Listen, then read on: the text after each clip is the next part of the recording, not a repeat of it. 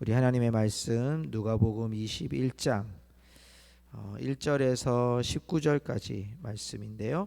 우리 10절부터 19절까지 말씀을 교독하겠습니다. 제가 가지고 있는 성경은 신약성경 132페이지에 있고요. 1절부터 19절까지인데 우리 10절부터 마지막 19절까지 말씀을 한 절씩 교독하시겠습니다. 10절입니다. 또 이르시되 민족이 민족을 나라가 나라를 대적하여 일어나겠고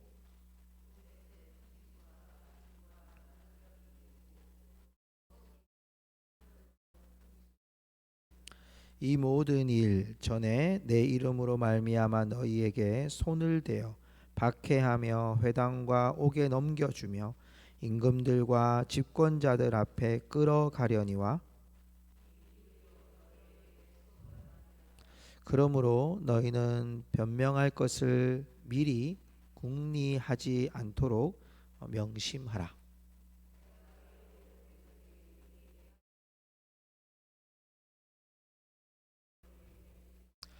또 16절 내가 심지어 부모와 형제와 친척과 벗이 너희를 넘겨주어 너희 중에 며칠 죽이게 하겠고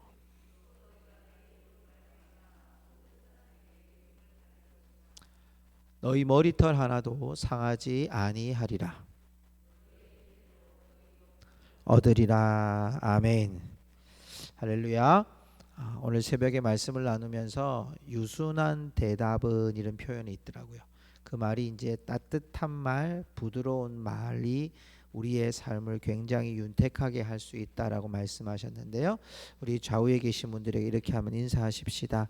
당신을 통해서 하나님의 뜻이 이루어지기를 원합니다. 이렇게 여러분 부드러운 말로 한번 해볼까요? 당신을 통해 하나님의 뜻이 이루어지기를 원합니다. 아멘. 여러분 우리가 지금 누가복음의 말씀을 계속 나누고 있는데 지난 주일과 또 우리가 지난 금요일 통해서 두 번의 시간을 통해 예수님을 어떻게든 잡으려고 하는 당시에 정치적으로는 도저히 하나가 되지 않는 사람들이 하나가 되어서 예수님을 이렇게 잡으려고 했던 주일에는 우리가 대제사장들과 서기관들의 이야기를 했고 수요 예배 때는 우리가 사두개인들에 대한 이야기들을 함께 나누었습니다. 오늘은 그러한 그 대제사장 유대 지도자들의 그런 외식함을 한 과부의 이야기를 통해서 이 시대에 하나님이 요청하는 사람이 누구인지를 보고요. 그리고 그 뒤에 예수님께서 그러면 언제 이런 일이 일어납니까? 라고 할 때 환란의 징조를 우리에게 교훈해 주시고 있습니다. 그래서 오늘 우리가 이 말씀을 통해서 예루살렘을 향하여 애통하시는 그 예수님의 마음과 또 성도를 향한 이 시대의 당부를 우리가 함께 좀 들을 수 있으면 좋겠습니다. 오늘 원래 읽어야 될 1절부터 4절까지의 얘기에 보면 가난한 과부의 헌금을 하는 것을 보게 됩니다. 우리가 성전에 대한 공부를 할 때 이 부분이 나왔습니다. 성전의 헌금은 지금 우리가 하고 있는 이런 현금의 방식이지만 성전 바깥에 성전 안으로 들어오는 이 헌금통을 만들었는데 당시에는 성전에서 쓰는 동전이 다르고 지역에서 쓰는 동전이 달랐습니다. 화폐가 아니고 동전이었습니다. 그래서 예수님이 지나가시다가도 누가 헌금을 하고 있는지를 그냥 의자 갖고 앉아가지고 이 사람은 얼마 있고 이 사람은 얼마 있고 이걸 보는 게 아니라 지나가는 누구도 이 헌금을 넣는 것을 누구나 볼 수 있습니다. 왜 알 수 있냐면 여러분 우리는 봉투에다가 화폐를 통해서 이제 지폐를 통해서 헌금을 하잖아요. 그러면 여러분 소리가 납니까 안 납니까? 소리가 안 나요, 그죠? 그래서 저기 그 서울에 있는 그 수도권의 지역에 가면 그 봉투에 빵꾸가 뚫려져 있습니다. 구멍이 진짜 했는지 안 했는지 구멍에 표시가 날 정도로 이 정도입니다. 그런데 그때 당시에는 모두가 동전이에요. 그러면 여러분 헌금을 낼 때 무슨 소리가 날까요? 동전 떨어뜨리는 소리가 나는 거예요. 한 사람 뭐 동전 한 입 떨어뜨리면 땡그랑 하고 끝나는 거고, 많이 넣으면 소리가 계속 나겠죠. 땡그랑 땡그랑 하면서 계속 나겠죠. 이건 예수님이 듣고 싶어서 듣는 게 아니라, 지나가는 사람이 듣고 싶어서 듣는 게 아니라, 지나가다 보면 어떤 사람이 헌금을 하네 이러면 다 알 수 있는 이야기예요. 자, 그런데 오늘 성경 말씀 21장 1절에서 4절에 보니까 예수님께서, 잘 보십시오, 예수께서 눈을 들어 부자들이 헌금함에 헌금 넣는 것을 보시고, 또 어떤 가난한 과부가 2렙돈 넣는 것을 보시고, 똑같이 헌금을 내는 것을 봤습니다. 그런데 예수님께서 뭐라고 말씀하시냐면 3절에 이 가난한 과부가 다른 모든 사람보다 많이 넣었다. 여러분, 물질의 가치가 아니죠 지금, 그죠? 부자는 많이 넣었다고 분명히 이야기를 했고요. 이 가난한 과부는 2렙돈 넣었다고 얘기합니다. 헌금의 양으로 따지면 분명히 부자가 많이 넣은 거예요. 근데 예수님께서 3절에 하시는 말씀은 한 과부가 다른 모든 사람보다 많이 넣었다 이렇게 합니다. 자, 여러분, 이 얘기가 왜 나왔을까요? 앞에 있는 유대 지도자들이 예수님을 모함해서 넘기려고 할 때 주제가 뭐였습니까? 가이사의 것은 가이사에게, 가이사에게 세를 바치는 것이 맞습니까? 이렇게 물어봤죠. 그리고 또 예수님에게 사두개인들은 부활에 대한 얘기를 하면서, 부활이 없다고 말하는 사람이 부활에 대한 얘기를 하면서 예수님을 모함하려고 했죠. 이들은 어떻게 보면 당시에 물질적으로도 부자이지만 그들이 가지긴 하나님에 대한 지식으로는 굉장히 부유한 자들입니다. 율법도 잘 알고 있고, 혈통도 잘 알고 있고, 이스라엘의 역사도 너무나도 잘 알고 있고, 하나님의 약속이 무언지도 잘 알고 있는 사람들이, 그러한 사람들, 그러한 부자들과 예수님은 한 과부를 비교하면서 하시는 말씀이 4절에 보니까 저들은 그 풍족한 중에서 헌금을 넣었거니와, 풍족한 중에서 헌금을 넣었거니와. 여러분, 이 말씀에는요, 이 현대어 성경에 보니까 풍족한 중에서라는 이 표현을 뭐라고 표현했냐면 쓰고 남은 것 중에서 드렸다 이렇게 표현합니다. 그런데 과부는 가난한 중에서 자기가 가지고 있는 생활비 전부를 넣었다. 이건 여러분, 물질의 가치가 2렙돈이 전부고 그 사람들이 헌금을 넣은 것 중에 쓰고 남은 거 넣었다, 이 표현을 지금 하려고 하는 것이 아니라 전부이냐라는 것을 우리에게 던지는 거예요. 바리새인들과 서기관들과 사두개인들, 유대의 지도자들이 하나님을 섬긴다고 말하지만 그들은 하나님 앞에 전부가 아니라 일부였고, 쓰고 남은 것이었고, 사람들에게 보이기 위한 것이었고, 외식하기 위한 것이었습니다. 자기의 속으로는 아니면서 겉으로 긴 옷을 입고 중간에 가서 사람들 다 보는 데서 기도하고, 길게 기도하고, 사람들에게 하나님에 대한 사랑이 많은 것처럼, 하나님에 대한 지식이 풍성한 것처럼 부자인 채 하면서, 마치 부자가 헌금함에 헌금을, 동전을 많이 넣어가지고 하나님 앞에 마치 자신이 엄청나게 은혜를 받은 사람처럼 했지만, 예수님이 보시기에는 여러분, 여기에 한 과부의 2렙돈이 전부를 넣었다고 말씀하시면서 하나님을 향한 이 시대에 하나님이 찾으시는 사람이 누구인지를 우리에게 지금 보여주시고 있는 거예요. 이 시대에도 하나님이 찾으시는 사람은 누구입니까? 하나님이 내 삶의 전부인 인생을 하나님은 기대하고 계시는 거예요. 우리의 재산 다 바쳐라, 우리의 인생 다 바쳐라, 이런 얘기를 하는 게 아니에요. 내 삶의 가치가 하나님이 내 삶의 전부가 된다는 삶은 내가 본 어게인, 거듭난 사람으로 살아가는 거예요. 나는 이제 더 이상 옛 생활 가운데서 정말 스올에 끌려가는 사람이 아니라, 제가 내일 새벽 기도의 말씀에 함께 나누고 싶었던 그 말씀 중에 그런 구절이 있더라고요. 제가 번역 성경을 읽으면서 우리의 생명이 하늘에 맞닿아 있다, 하늘과 연결되어 있다, 이렇게 얘기하더라고요. 지혜자의 생명은 하늘과 연결되어 있는 사람. 여러분, 우리가 여러분 관이 있다고 생각합시다. 이렇게 물이 내려오는 관이 있다고 합시다. 아주 좋은 물이 들어오는 물이 내 안에 이 관이 하나밖에 없는데 그 관에 아주 좋은 물만 내려온다고 합시다. 그러면 날마다 무슨 물만 내려오겠어요? 좋은 물, 건강한 물, 깨끗한 물이 내려올 거 아닙니까? 그렇죠? 그런데 그 물이 여러분 우리의 인생에 악한 것들의 그 관이 여러분 연결되는 순간 그 안에 여러분 흙탕물과 더러운 물이 섞여지는 거잖아요. 우리가 여러분 하나님과 맞닿아서 하나밖에 없는 이 생명의 여러분 관을 우리 가운데서 정말 이 시대 가운데서 하나님이 요청하시는 이 한 사람, 내 신분이 과부이고 여러분 가난한 과부는 당시에 예수님이 보시는 시대 가운데서는 여러분 버림받고 소외되는 여인들이에요. 자신의 경제력이 없는 여인이에요. 아들이 없으면, 남편이 없으면 이 과부의 생활은, 과부라는 것은 남편을 잃은 사람인데 이미 남편을 잃었다는 건 아들이 자기 어머니를 복양하지 않은 한 여성 혼자로서 일을 한다는 것은 굉장히 어려운 이 상황이었습니다. 그런 경제적인 위기에 있는 이 여인에게 두렙돈은 생활비 전부라는 사실은 하나님 앞에 내 전부를 드리는 것과 같이 가치 있는 내 삶을 하나님께 드리는 것, 쓰고 남은 것이 아니라 하나님 앞에 가치 있는 것, 소중한 것으로 하나님께 떼어내서 드렸다는 것.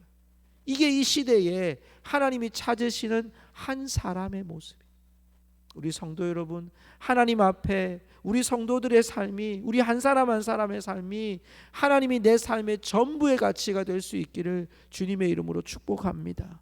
내게 어떤 삶을 주시든 간에 그 삶이 내게 여러분 환난이든 고통이든 기쁨이든 또 여러분 헤아릴 수 없는 큰 은혜이든 간에 하나님이 내게 주신 전부임을 고백할 수 있을 때 여러분 우리는 지혜자의 삶을 살 수 있고 이 환난의 시대 가운데 견디어 이길 수 있다는 것. 자, 보십시오. 그럼 어떻게 견딜 건가?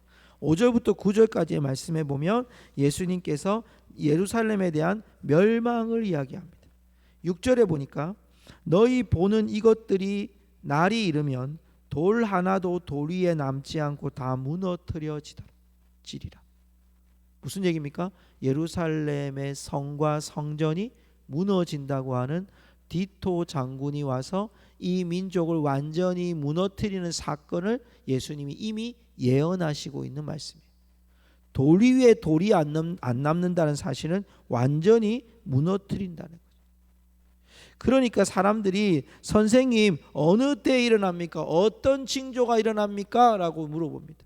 그때 예수님께서 8절에 이런 말씀을 합니다. 우리 같이 한번 읽어볼까요? 8절 시작. 이르시되 미혹을 받지 않도록 주의하라. 많은 사람이 내 이름으로 와서 이르되 내가 그라하며 때가 가까이 왔다 하겠으나 그들을 따르지 말라. 자, 우리 한번 따라합시다. 미혹을 받지 않도록 주의하라. 예, 첫 번째 행할 일, 그리스도인들의 모습, 하나님이 내 삶의 전부인 것을 고백하는 삶의 모습은 어디에 여러분 맞춰져야 되냐면 미혹받지 말아야 된다. 속지 말아야 된다. 자, 여러분 무엇에 속지 않습니까? 내 이름으로 와서 내가 그라고 하고 가까이 왔다고 할 때 따르지 않는 것. 그리고 9절에 보면 난리와 소요의 소문을 들을 때에 두려워하지 말라. 이 일이 먼저 있어야 하되 끝은 곧 되지 아니하리라. 자, 여러분 이 말씀은 환난의 지금 예표를 보여주는 거예요. 어떤 일이 벌어집니까? 내 이름으로 누가 오는 거예요. 나를 따르라 하는데 따르지 마라. 그리고 곳곳에서 소문들이 막 일어날 거다. 그래도 너희들은 흔들리지 마라. 미혹되지 마라. 속지 마라. 넘어가지 마라. 거기 그 소문의 마음을 빼앗기지 마라. 너희들 누가 나처럼 왔다, 예수가 왔다고 해도 그곳에 마음 뺏기지 마라. 미혹되지 말라는 말은 우리의 마음을 뺏기지 말라는 거예요. 하나님 앞에 마음을 뺏기지 마라. 하나님 앞에만 여러분 마음을 두라는 겁니다. 내 삶의 전부라는 것은요, 전부의 가치는 어디에 있습니까? 내가 하나님 외에는 다른 것에 마음을 빼앗기지 않는 삶을 이 시대에 우리가 살아가요. 코로나가 덮치고 이것보다 더한 삶이 우리에게 요동쳐도 우리가 여러분 그것의 마음을 빼앗기며 여러분 우리가 그것의 마음을 빼앗기며 살아가면 안 된다는. 그러면서 보십시오. 10절에 보니까요. 민족이 민족을 나라가 나라를 대적하여 일어나겠고. 자, 전쟁에 대한 이야기를 합니다. 12절에 보십시오. 우리 12절 읽어볼까요? 11절 시작.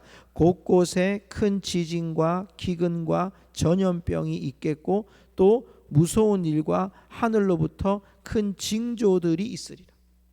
자, 여러분 우리가 이 말씀을 잘 봐야 될 게 뭐냐면 이 전쟁이 일어나고 그 다음 11절에 보니까 지진, 기금, 전염병 있다고 합니까? 없다고 합니까? 있겠고 그랬잖아요. 그죠? 그럼 우리 지금 코로나도 어떻게 보면 이 환란에 뭐라는 겁니까? 징조라는 걸 보여주는 겁니다.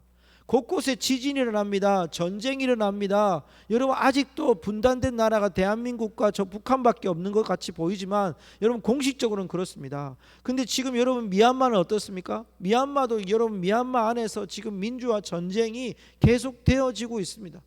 아프리카에도요. 우리 선교사님 왔다 가셨잖아요. 선교사님 그런 말씀 하시잖아요. 아직도 물 때문에 전쟁 아닌 전쟁이 벌어지고 있는 곳이 곳곳에서 일어나고 있어요. 여러분 그런데 문제는 우리가 그 소식을 들으면서 뭘 기억하는 거예요? 미혹되지 마라, 속지 마라, 하나님 외에는 다른 것에 마음 뺏기지 말아라. 그러면서 우리에게 예수님이 하신 말씀, 기근, 지진, 전염병, 더 무서운 일, 큰 징조라고 했습니다. 그게 사인이라는 거예요. 사인. 마지막 환란의 시대에 우리에게 보여주는 사인으로 바라는 거예요.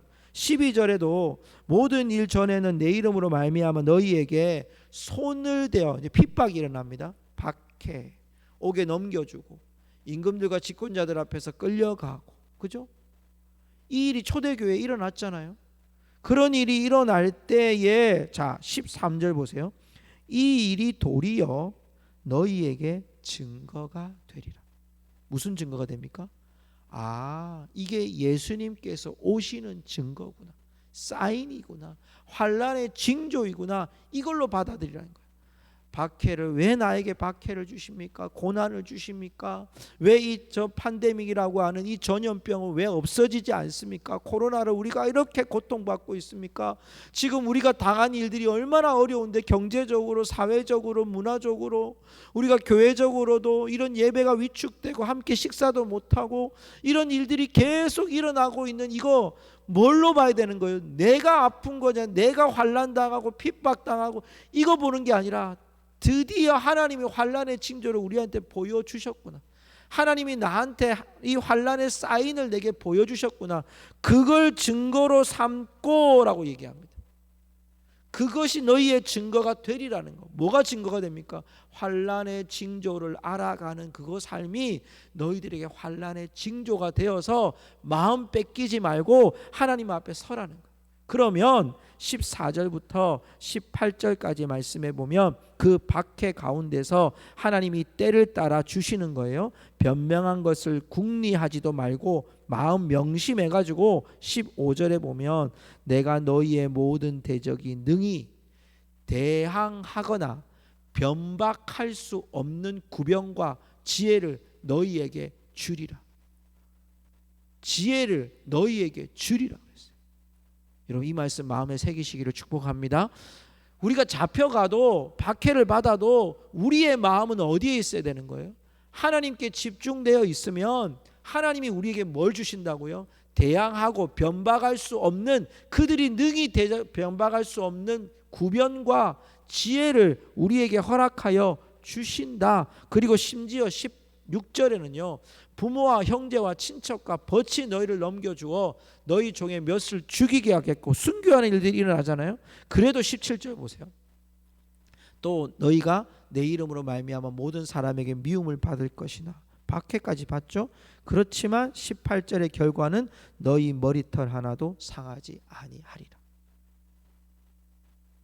여러분 우리가 하나님 앞에만 마음을 두고 살고 세상에 마음 뺏기지 않는 이 한 과부 여인의 전부의 가치를 가지고 살아갈 때에 환란이 없지 않아요. 핍박이 없지 않아요. 순교의 제물이 될 수도 있어요.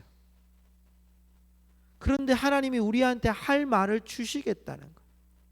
그래도 너희 부모가, 형제가 너희들을 핍박하고 너희들을 넘어뜨리려고 하더라도 너희들 마음 뺏기지 않고 하나님 말씀 앞에 잘 서면 너희 머리털 하나도 상하지 않도록 하나님이 하시겠다는, 보호하시겠다는.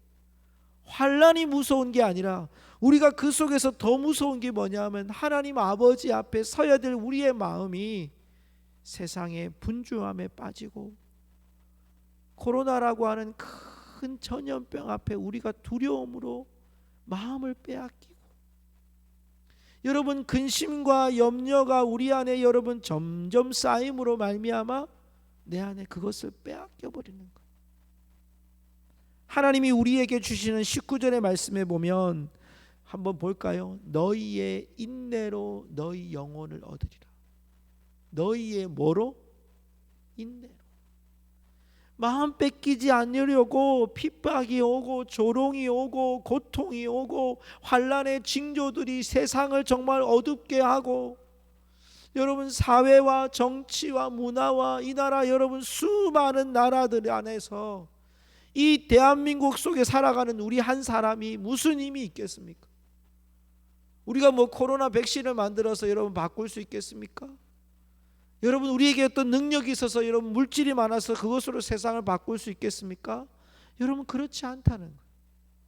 오늘 성경은 한 과부의 이야기를 통해서 우리에게 이 시대에 하나님이 전부 인생을 살아가는 자들은 미혹되지 말고 이 땅에 일어나는 증거와 사인을 보면서 인내로 너희 영혼을 거두라고 말씀하고 있어요. 성도 여러분 인내하시기를 주님의 이름으로 축복합니다. 여러분 인생에 얼마나 많이 지금 시간이 피곤하고 또 삶이 지치고 또 이 코로나 시대에 신앙적으로도 여러분 얼마나 우리가 많은 것들을 하지 못하고 지쳐 있습니까? 하지만 하나님이 우리를 지금 바라보시고 있는 것은 우리에게 할 말을 주실 것이고 우리가 견딜 수 있는 은혜도 주실 것이고 인내함을 통해서 하나님이 생명의 은혜들로 우리에게 부어 주실 것을 믿습니다. 오늘 이 저녁에도 우리가 이 말씀 부여잡고 함께 기도하는 우리 성도들 되시기를 주님의 이름으로 축복합니다. 우리 함께 한번 찬양할까요? 우리